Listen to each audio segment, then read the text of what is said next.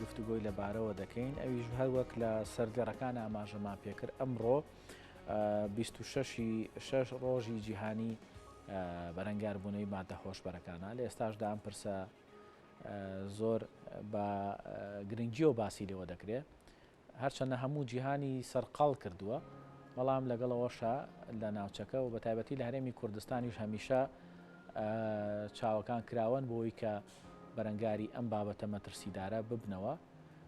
هەروەها بەرەنگاری بازرگانیکردنیش بە مادە هۆشبەرەکان کرێتەوە ئێمە بۆ ئەوی بزانین کە ئایا لە هەرێمی کوردستان ئاستی بەکارهێنانی مادەی هۆشبەر و هەروەها بەرەنگاربوونەوە و چۆنێتی ڕوبەڕووبوونەوەی ئەو بەکارهێنانی و مادە هۆشبەرانە هەروەها بازرگانی پێوەکردنی ڕاستەوخۆ لە ستۆدیۆکانمان لە شاری هەولێرەوە بەڕێز سەرمەند بەرزنجی سەرپەرشتیاری ڕێکخراوی ڕۆشنبیری هۆشیاری دژی مادەی هۆشبەر لەگەڵماندایە کاک سەرمەند سڵاو لێ بێم کاتت باش ئەگەر باسێک لە مادەی هۆشبەر بکەین لە هەرێمی کوردستان دەتوانین بڵین چۆنە لە چه ئاستێکە بەیانی بەڕێست و بیسەران و بینەرانی کورسات باش بەداخەوە لە هەرێمی کوردستان بە پێ ئەو داتانێک کە لە بەردەستی ئێمەدایە بازرگانیکردن و بەکارهێنانی مادەی هۆشبەر لە هەرێمی کوردستان ڕۆژ بە ڕۆژ ژمارەکەی ڕوو لە هەڵکشانە بە پێی دوایین داتا کە با بڵێن لە ساڵی 2021 بڵاو بۆتەوە ژمارەی بەکارهێنان و بازرگانیکردن بە مادەی هۆشبەر ئەو کەسانەی بە تۆمەتی بازرگانیکردن و بەکارهێنانی مادەی هۆشبەر دەگیر کراون ژمارەکەیان زیاتر بۆ لە 1900 کەس ئەمەش پێمان دەڵێت کە ئەم ژمارەیەکی بەڕاستی بەراورد بە ژمارەی دانیشتوان هەرێمی کوردستان ژمارەکە لە ئاستێکە کە پێویستە بەڕاستی هەڵوەستەی لەسەر بکرێت باشە ئەگەر ئێوە ڕێکخراوەکە ڕێکخراوەکەی بەڕێستان بە دوواداچوونتان بۆ کردبێ دیارترین ئەو هۆکارانی کەوای کردووە ئەم ئامارانە بەرەو هەڵکشان بچێت چییە؟ بۆ خۆی کۆمەڵێک هۆکاری سەرەکی هەن کە وەکو هۆکاری سەرەکی دادەنێن بۆ بڵاوبوونەوەی مادەی هۆشبەر یەکەمیان وەکو هۆکاری سەرەکی ئەویش هەڵکەوتەی هەرێمی کوردستانە هەڵکەوتەی جوگرافی هەرێمی کوردستان کەوتۆتە سەر ئەو هێڵەی وەکو هێڵی گواستنەوەی مادەی هۆشبەر لەسەر ئاستی جیهان بەکاردەهێنرێت ئەوە ڕوونە لای بەڕێستان و لای بینەرانیش کە هەڵکەوتەی با بڵێن هێڵی گواستنەوەی مادەی هۆشبەر کە لە وڵاتانی ئەفغانستان و بۆ ئێرانەوە دەست پێ دەکات ئیتی لێرە و دەگوازرێتەوە بۆ ناوچەکە ئەمە یەکێکە لە هۆکارەکان وەکو باسم کرد سنووری جوگرافی هەروەها با بڵێن کرانەوەی هەرێمی کوردستان بە ڕووی وڵاتانی جیهان بوونی فڕۆکەخانەکان لە هەرێمی کوردستان کە زۆر جارۆک و ترانزیت بەکاردەهێنرێت ڕەنگە لێرەوە لەوێ هەندێک لە مادەکان ساغ بکرێنەوە هەروەها با بڵێن کێشەی خێزانی و کێشە کۆمەڵایەتەکانی نێو خێزان ئەمە یەکێکە لەوەی کە لە هۆکارانەی کە دەبێتە هۆی ئەوەی کە ئەو کەسانی کە کێشەی خێزانی و کێشەی کۆمەڵایەتیان هەیە بۆ چارەسەرکردنی کێشەکانیان پەنا بەنەبەر بەکارهێنانی مادەی هۆشبەر خراپی ئاستی خراپی باری دارایی خێزان و بە پێچەوانەکەشی زۆر جارەوانەی کە مادەی هۆشبەر بەکاردێن لەو کەسانن کە لە ئاستی لە ڕووی ئابوووریەوە هەژارن و بە پێچەوانەکەشی هەندێک جار ئەوانەی کە بەکاری دێنن ئاستی داراییان باشترا ینی بەراورد بەوەی کەسانی هەژار هەروەها دەستخستنی هەندێک لەم مادانە بە شێوەیەکی ئاسان ڕەنگە لێرە و لەوێ لەلایەن بازرگانەکانەوە هەندێک لە مادەکان ساغ بکرێتەوە بە جۆرێکە دەستخستنی ئاسان بێت ئەمانە بۆکو هۆکاری سەرەکی لەگەڵ چەند هۆکارێکی دیکەی لاوەکی شەن بەڵام وەکو هۆکاری سەرەکی ئەمانە دەتوانین بڵێن هۆکارن باش کاک سەرمەند ئەوانەی کە ئەو تەمەنانی کە مادەی هۆشبەر بەکارهێنن کام تەمەنانن بەڵێ بە پێ ئەو داتایانەی کە ئێمە بەدەستمان کەوتووە لەلایەنە ئەمنیەکان کە ئەرچی جێبەجێکردنی یاساکان لە هەرێمی کوردستان لە ئەستۆی ئەوەندایە لە ئێستادا هەموو تەمەنێکی تێدایە تەمەنی هەرزەکار و گەنجی تێدایە تەمەنی با بڵێن کەسانی بە تەمەنی تێدایەوە هەردوو ڕەگەزی نێر و مێشی تێدایە ینی ژمارەیەک لەوانێک کە بە تۆمەتی تەنانەت بازرگانیکردن و بەکارهێنانە دەژیر کراون ئافرەتن و خەڵکی وڵاتانی دیکەشیان تێدایە یعنی تەنها لە نەتەوەی کورد نین با بڵێن خەڵکی وڵاتانی دیکەشیان تێدایە ئاستی ئەو کەسانەی کە بڵێن بیانین و خەڵکی هەرێمی کوردستانین ئاستی ئەوان زۆرترە لە ئاستی بەکارهێنەرانی ناوخۆ؟ نەخێر ئەوانەی کە لە وڵاتانی دیکەوە دەستگیرکراون کەسانی وڵاتانی دیکەن زیاتر ئەو کەسانن کە وەکو بازرگان لێرە هەوڵی ساختکردنەوەی ئەو مادانیان داوە ژمارەیەکی زیاتریان ئەوانن کە بازرگانن بەڵام ئەوانەی هەشیانە لە ناوەوانە بە تۆمەتی بەکارهێنان دەستگیرکراوە بەڵام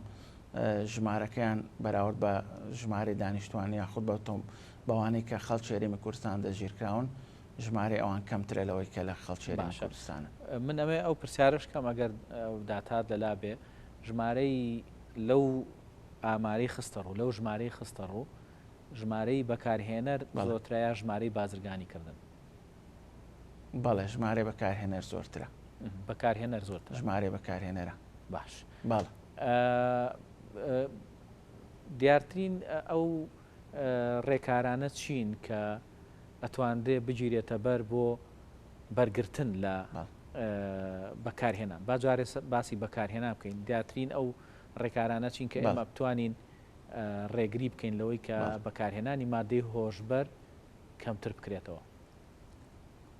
بەڵێ ئێمە لە هەرێمی کوردستان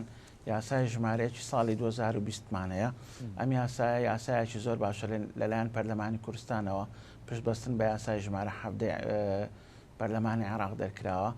ئەم یاسایە کۆمەڵێک خاڵی زۆر گرنگ و زۆر جەوهەری تێدایە چێک لەو خاڵانە ئەوەیە کە کەسی بەکارهێنەر و کەسی بازرگانی لە یەکتر جیا کردوێتەوە بازرگان وەکو تۆمەتبار وەکو تاوانبارێک سیر دەکرێتەوە بەکارهێنەر وەکو نەخۆشێک سیر دەکرێت. ئەمە خاڵێکی زۆر گرنگە کە لەم یاسایەدا هەیە هەروە بەپێی یاساکە بۆردێکی باڵا دروستکراوە لە هەرێمی کوردستان ئەو بۆردە لەلایەن جەنابی وەزیری تەندروستیەوە سەرۆکایەتی دەکرێت و نوێنەری وەزارەت و لایەنە پەیوەندیدارەکانی دیکەی تێدایە. هەروەها بەپێی یاساکە سنتەرێکی چارەسەری پزیشکی بۆ ئەو کەسانەی کە وەکو باسم کرد وەکو نەخۆش مامەڵیان لەگەڵدا دەکرێت هەم چارەسەری پزیشکی هەم چارەسەری دەرونی دەبێت لەو سنتەرە وەربگرن و بۆی دووبارە ببنەوە کەسێکی شێو بەنێو کۆمەڵگا. ئەمانە کۆمەڵێک ڕێکارن کە دەکرێت حکوومەت کارێن لەسەر بکە. ئەوەی دیک بە شێوەیەکی گشتی پێویستە حکوومەتی هەرێمی کوردستان چونکە ئێمە هێشتان لە قۆناغێکی نەگەیشتونەتە ئاستێکی زۆر مەترسیدار بەڵام ئەوەی کە زۆر پێویستە حکوومەت بەڕاستی لە ئێستاوە ساڵانە کار بکە بۆی هەڵمەتی نیشتیمانی بۆ بەرەنگاربوونی مادە هۆشبەرەکان ڕابگەێنێت. هەروەها ئەوەی کە زۆر زۆر گرنگترە ئەوەیە کە دەستگایەکی ناوەندی بۆ کۆنتترۆلکردن یاخود بۆ کۆنتترۆلکردنی دەرمان لە هەرێمی کوردستان دروست بکات چونکە بەشێک لەو مادانەی کە بەکاردەهێنرێن بەشێکیان مەوادی پزیشکین با بڵێن حەبوو دەرمانی پزیشکین لێرە و لەوێ بە شێوەی نایاسایی دێن هەرێمی کوردستان و لەلایەن قاچاقچیەکانەوە کڕین و فرۆشتنیان پێدەکرێت. هەروەها دەستگاکانی ڕاگەیاندن پێویستە بە بەردەوام هەڵمەتی وشیاری بۆ تاکەکان مامۆستایانی ئاینی لەسەر مینبەرەکانی خۆیانەوە بە هەر وەزارەتە پەیوەندیدارەکان ڕێکخراوەکانی کۆمەڵگەی مەدەنی هەر کەسە لە لای خۆیەوە ئەو ئەرک و بەرپرسیارەتێکە کە دەکەوێتە سەرشانی لای خۆیەوە هەوڵ بدات بۆی هەڵمەتی نیشتیمانی با بڵێن وشیاری ڕۆشنبیری بڵاو بکاتەوە بۆی کە تاکەکانی کۆمەڵگا دوور بن لەم کارە ساتە. باشە ئەوەی کە ئێوە زانیاریتان هەبێت تا ئێستا ئەوانەی کە بەداخەوە ئالوودەی مادە هۆشبەرەکان بوونەوە دوجار وەکو تۆ ئەڵی دەستگیر کراون ئێستا ئەوەی کە ئامار بێ لە بەردەستی ئێوە خەڵکێک هەیە کە چارەسەرکرا بێت و گەڕابێتەوە ناو کۆمەڵگە جارێکی تر؟ بەڵێ بەڵێ بەپێی یاساکە وەکو باسم کرد ئەو یاسای بەرکار لە هەرێمی کوردستان ئەوەیە کە ئەو کەسانی کە ئالوودەی مادەی هۆشبەرە بن وەکو بەکارهێنەر وەکو نەخۆش مامەڵیان لەگەڵدا دەکرێتەوە لە وەکو باسم کرد دەبێت لەو سنتەری شیاندنە چارەسەری پزیشکی و دەرونیان بۆ بکرێت بەڵام بەداخەوە ینی ئەو قەیرانی ڕابردوو قەیرانی دارایی و لێکەوتەکانی ڤایرۆسی کۆڕۆنا لە چەند ساڵی ڕابردوو بۆ ڕێگر بۆی کە نەتوانرێت تاواکۆ ئێستا و سنتەرە چارەسەر بکرێت بەڵام لەگەڵ ئەوەشدا ئێمە سنتەری دەرونیمان هەیە لە هەموو پارێزگاکان ئەو کەسانە لە سنتەری دەرونی چارەسەر دەکرێن و ئەگەر کەسێک با بڵێن بڕیاری دابێت دەستبەرداری بەکارهێنانی مادەی هۆشبەر بێت و بیەوە چارەسەر وەربگرێ لەو سنتەرە چارەسەر دەکرێت و دووبارە دەبێتەوە کەسێکی شیاو بەنێو کۆمەڵگە بە پێ و زانیاریانەوە ئەو داتانێک کە لە بەردەستی ئێمە هەیە بەڵێ کەسانێک هەبوونە بەخواست ویستی خۆیان دەستبەرداری بەکارهێنانی مادەی هۆشبەر بوونە و و لەو سنتەرانە چارەسەر کراون و سوپاس بخوا بوونەتەوە کەسێکی ئاسایی و گەڕاونەتەوە ناو کۆمەڵگە. باش تا چەند گرنگە سەیوە ڕێکخراوێکتان هەیە ڕێکخراوەکەش کار بۆ هۆشیاری دەکا بۆ بەرەنگاربوونەوەی ئەم دیاردە مەترسیدارە تا چەند گرنگە و ڕێکخراوانی ئێوە ڕۆڵ ببینێ و زیاتر لە نزیکەوە گەنجان ببینن و زیاتر بۆیان ڕووبکەنەوە کە ئەمە ئەم بابەتە بابەتێکی مەترسیدارە و پێویستە خوانی لێ دوو بخەنەوە ئەگەر کێشێکی زۆریشان هەبێ بەم شێوازە چارەسەری نەکەن.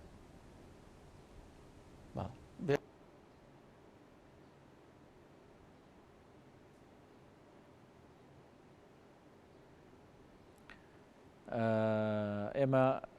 بەداخەوە جۆبیستی وەڵامەکەی بەڕێز سەرمەد بەرزنجینین کە من پرسیاری ئەوەم لێ کرد لەوەی کە ئایا ڕێکخراوەکان تا چەند ڕۆڵیان هەیە لەوەی کە بتوانن یعنی ئەو کەسانی کە مەترسیان لەسرە بۆ مادەی هۆشبەر بۆ بەکارهێنانی مادەی هۆشبەر دڵنیاییان بکەنەوە یاخود هۆشیاریان بدەنێ بۆی کە ئەم بابەتە بابەتێکی مەترسیدارەوە پێویستە لە هیچ کاتێکە ئەم بابەتە دەستی بۆ نەبرێ و هیچ کەسێک پەنا نەباتە بەر ئەم مادەیە چکە ئەمە کارێکی مەترسیدارەوە داهاتووی هەم تاکەکانی کۆمەلگا و هەم داهاتووی کۆمەلگاش بە شێوەیەکی گشتی دەخاتە مەترسیەوە بۆیە دەبێت بە هەموو شێوەیەک ڕێگری لێ بکرێ. بزانین ڕۆڵی بڵین ڕێکخراوەکانی کۆمەڵگەی مەدەنی ڕێکخراوەکانی بواری بەکارهێنان بواری بەرەنگاربوونی بەکارهێنانی مادەی هۆشبەر چیە؟ من پرسیارەکەمەوە بوو لە بەڕێز سەرمەد بەرزنجی ئەگەر دەنگی گەڕابێتەوە کاک سەرمەد وەڵامی پرسیارەکەمان بدەیتەوە. بەڵێ ئێمە وەکو ڕێکخراوی ڕۆشنبیری هۆشیاری دژی مادە هۆشبەرەکان ساڵی 2009 بەهازکردن بەو قۆناغە مەترسیدارەی کە لە بڵاوبوونەوەی مادە هۆشبەرەکان هەیە ئێمە کۆمەڵی خەڵکی ئەکادمی و مامۆستای زانکۆ بیرمان لە دامەزراندنی ئەو ڕێکخراوە کردەوە. لە سەرەتای دامەزراندنمانەوە بە بەردەوام کار و چالاکیمان لەسەر ئاستی تەنانەت هەموو هەرێمی کوردستان لەسەر ئاستی پارێزگاکان ئەنجام داوە لە کۆڕ و سیمینار ئەو بابەتانەی کە پێویستن بۆ ئەو شیاری تاکەکانی کۆمەڵگا. ئەوەی کە دەمێ بڵێم ڕێکخراوەکانی بەرەنگاربوونی مادە هۆشبەرەکان ژمارەیان زۆر کەمە بەراورد بە و ڕێکخراوانەی دیکەی کۆمەڵگای مەدەنی ئەوانێک کە لە بوارەکانی دیکەدا کار دەکەن. ئێمە بە خۆشحاڵی وەکو باسم کرد ڕێکخراوەکە ئێمە لە کۆمەڵک کەسانی ئەکادمی پێکاتوە و دەرگامان کراوە بۆ هەموو ئەو کەسانێک کە پێویستیان بۆ بۆ کە ڕاوێژ یاخود ئێمە یارمەتی دەریان بین بۆی کە دەستبەرداری بەکارهێنانی مادەی هۆشبەر بن. بەڵام ئەوەی کە زۆر گرنگە بەڕاستی من دەمەوێت لێرە لە ئاماژەی پێ بکەم ئەوەیە کە پێویستە حکوومەت هەرێمی کوردستان لە ڕێگەی فەرمانگەی ڕێکخراوە ناحکوومیەکانەوە هاوکاری و پشتیوانی دارایی پێشکەش بە ڕێکخراوەکان بکات بە تایبەتی ئەو ڕێکخراوانێک کە لەو بارەدا ئیش دەکەن چونکە دەبێتە هۆی با بڵێن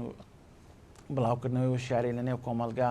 دوجار ئێمە لە ڕێگەی ئەو چالاکیانەی ئەنجامی دەدەین باز لە مەترسیەکانی مادەی هۆشبەر لەسەر تاکەکان و لەسەر خێزان و لەسەر کۆمەلگا دەکەین. ئەمەش پێمان وایە دەبێتە ڕێگایەک بۆی کە لانی کەم بتوانین ڕێگە لە بڵاوبوونەوەی زیاتری بگرین و کار بۆ کەمکردنەوەی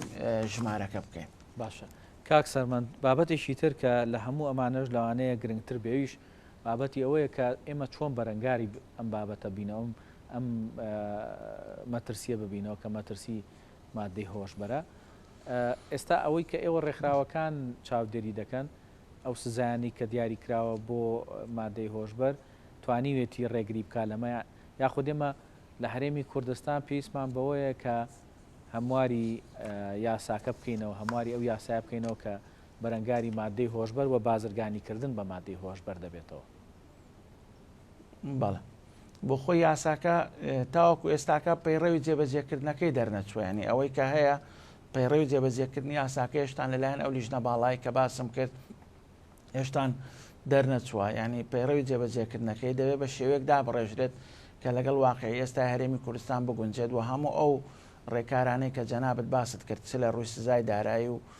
ئەو بابەتانەی کە پەیوەندیدارە پێویستە لەو پەیڕەوەدا جێ بکرێتەوە بە شێوەیەک دابڕێژرێت کە لەگەڵ واقعی هەرێمی کوردستاندا بگونجێت. من دەمەوێت ئاماژە بەیەک خاڵی زۆر گرنگ بکەم، ئەویش ئەوەیە کە بەکارهێنان و بازرگانیکردن لەسەر ئاسی وڵاتانی جیهانیش تەنانەت گەشت بێتە هەر وڵاتێک لە وڵاتەدا بنەبڕ نەکراوە. ینی ئەوە نییە کە بڵێ لە هەرێمی کوردستان ئێمە بتوانین بنبڕی مادێ و بەکارهێنان و بازرگانیکردن بە مادێ هۆشبەر بین. تەنانەت لە وڵاتی ئەگەر لە وڵاتانی جیهان بۆ نمونە ئەگەر وڵاتی ئەمریکا وەربگرین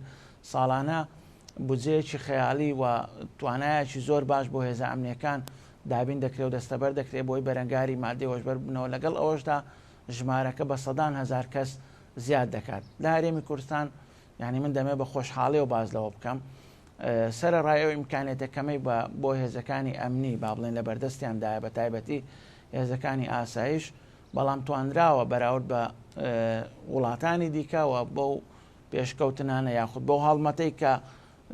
بەرامبەر بە هەرێمی کوردستان دەکرێت لەگەڵ ئەوەشدا توانیویانە بە ئاسێکی زۆر باش بەرەنگاری بازرگانیکردن بە مادی هۆشبەر ببنەوە دەست بەسەر توانیویانە لەم ڕێگایەوە کەسانی زۆر مەترسیدار بازرگانی زۆر گەورە دەستگیر بکەن و دەست بەسەر قەبارە و بڕی زۆر گەورەی مادی هۆشبەردا بگرن کە بێگومان ئەگەر ئەمانە نەکرابایە ئەو مادانە ساغ بکرابانەوە لە هەرێمی کوردستان ڕەنگە ئێستا ژمارەکە زۆر لەوە زیاتر بۆیە کە لە بەردەستی ئێمە و گفتوگۆمان لەسەر کرد. بەڵێ من دوا پرسیارم بۆ بەڕێز کاک سەرمەندەوەیە خۆتەزانی لە سەرتاسەری جیهان کۆمەڵێک مادەی کۆمەڵێک جۆری مادەی هۆشبەر هەیە کە لە کەمەکان دەست پێکا بۆمە هەرچەنە هەمویان مەترسیدارن، بەڵام هیانە زۆر لەوانی تر ستێپەکانی مەترسیدارترە. لە هەرێمی کوردستان ئەتوانین بڵێن ئاستی بەکارهێنانی مادەکان لە چیایە کام مادانە زیاتر بەکارێت، یعنی مەبەستمەوەیە کە گەیشتۆتە ڕادەی مەترسی ئەو وەکو جەنابەت باس کرد ئەگەر پۆلێن بەندێک بۆ مادەکان بکەین ڕێژەی با بڵێن مەترسیدارترینیان ئێمە ڕەنگە زۆر باش نەبێ لێرە تەشەوق بۆ مادەکان بکەین، بەڵام ئەوەی کە هەیە لە هەرێمی کوردستان ئەو مادەیە کە زۆر بڵاوە بەداخەوە کریستاڵە یا خوشیشەی پێ دەڵێن ئەو مادەیە زۆر بە شێوەیەکی بەربڵاو بۆتەوە ئەویش بەداخەوە مادە با بڵێن مەوادی سەرەتایی دروستکردنی ئەمە لە بە شێوەی قاچاق ڕەنگە لە هەندێک لە شارەکان هەرێمی کوردستانەوە دەبدرێتە وڵاتی ئێران و لە پارێزگاکانی سەر سنووری هەرێمی کوردستان بە پێوزانی هەرانەی کە ئێمە ئەمانە لەوێ دروست دەکرێت و جارێکی دیکە بە شێوەی نایاسایی دەهێنرێتەوە هەرێمی کوردستان، بەڵام ئەوە زۆرترین مادەی بابرین بەربڵاوە ئەوەی کە هەشە مادەی زۆر مەترسیدار کە ئیدی دوایین قۆناغەکانی بەکارهێنانە یاخود دوایین مەترسیدارترین مادەیە کە ئەویش عفو هێرۆینە، بەڵێ بەداخەوە لە هەرێمی کوردستان ئەو مادەیەش هەیە و هەم بەکارهێنەری هەبووە و هەمیش بازرگانی هەبووە و هەمیش با بڵێن لەو مادانە ژمارەیەکی زۆر دەستی بەسەرداگیراوە. دەستخۆش بۆ بەڕێز سەرمەند بەرزنجی سەرپەرشتیاری ڕێکخراوی ڕۆشنبیری هۆشیاری دژی مادە هۆشبەرەکان کە ڕاستەوخۆ لە ستۆدیۆکانمان لە شاری هەولێرەوە لەگەڵمان نبووی.